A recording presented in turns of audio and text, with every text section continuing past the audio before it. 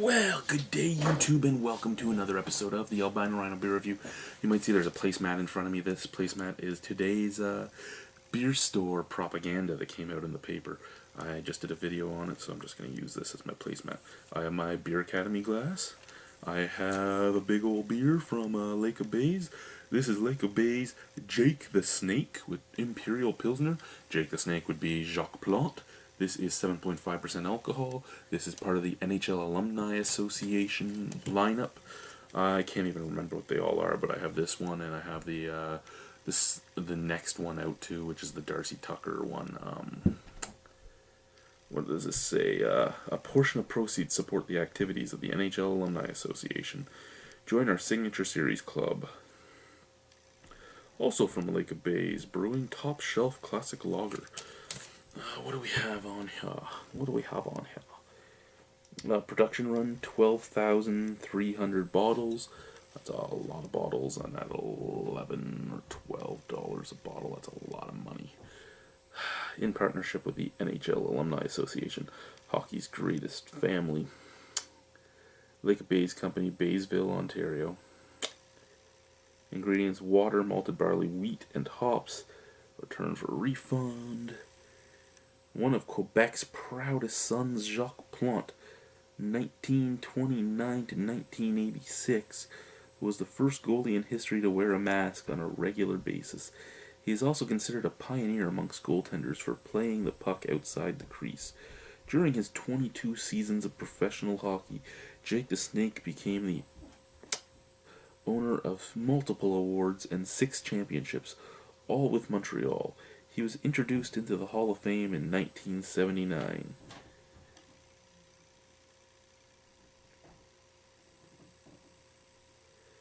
Wood aging takes a non-traditional turn with this very special Imperial Pilsner.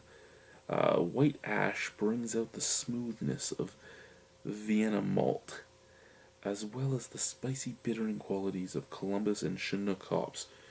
Okay, so you didn't use traditional hops, but you used a traditional malt. Okay, yeah, okay. Yeah.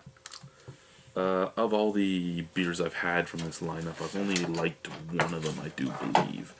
And, yeah, we'll see what we think of Jake the Snake, won't we?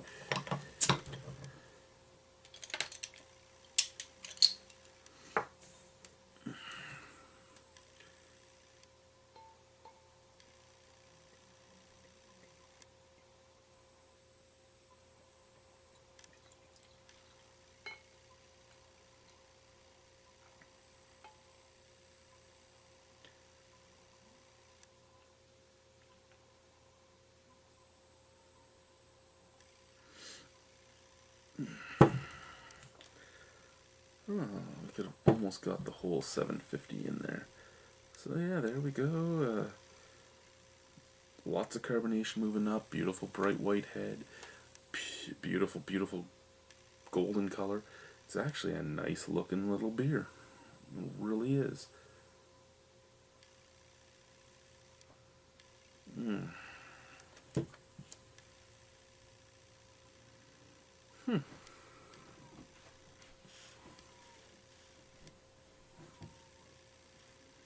You get that soft sweetness that comes from anything really using that Vienna malt, but you're not getting the cut grass smell quite as much because you're not using noble hops. It's more like a sweet, zesty hop aroma on the background. Yeah, I don't know. It's interesting. It's interesting. Pilsner does look good in the wheat beer glass. Let's try it. Cheers, guys.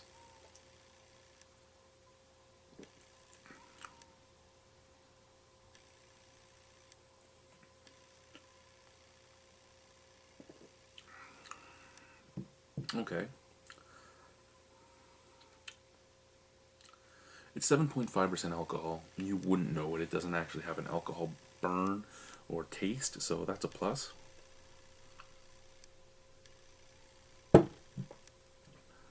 But the Chinook and the Columbus make it taste less like a Pilsner and more like a IPL, an India Pale Lager. It is very light. It's very light in body, very light in flavor, but there's a dirty, woody characteristic in the background with just a tiny touch of almost a rye like spiciness.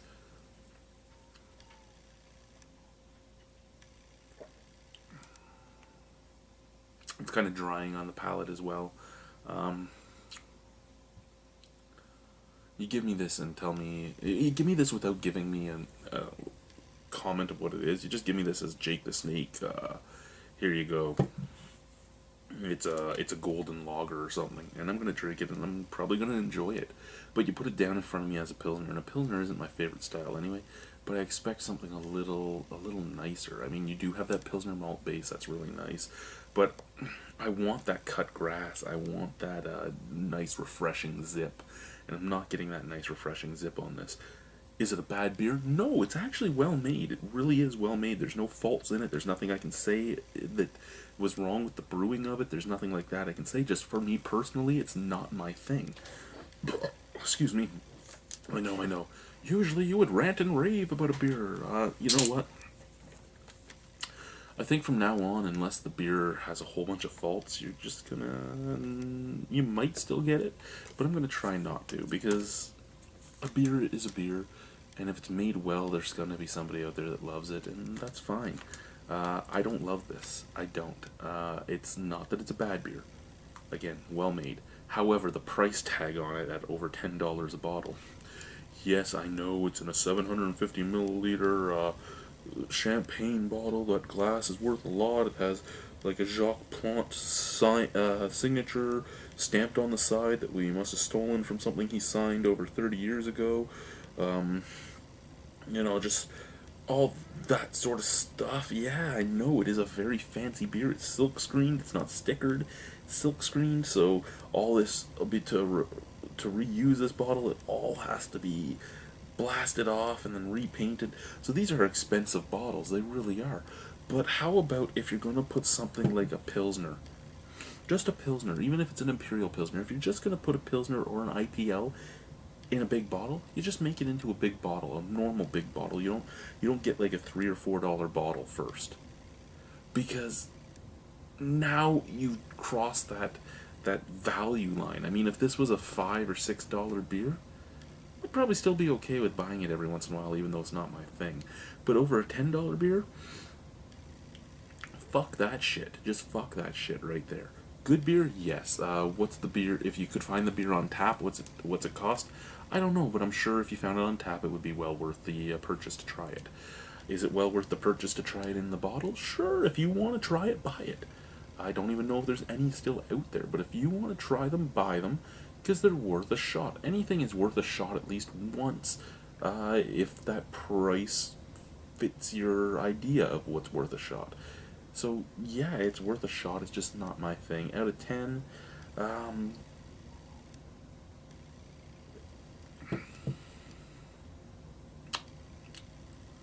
yeah, there's even a lot of fruitiness coming out now. It's very IPL-esque. Out of 10 for this Imperial Pilsner that tastes like an Imperial India Pale Lager to me.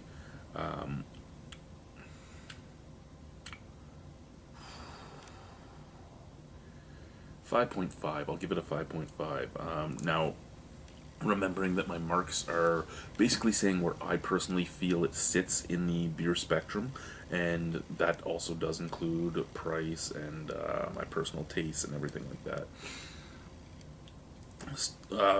Truthfully, 5.5 from me is basically I'd drink it if somebody brought it over, and that's the only way I'd drink it ever again. I don't want it again. I don't want to spend the money for it again.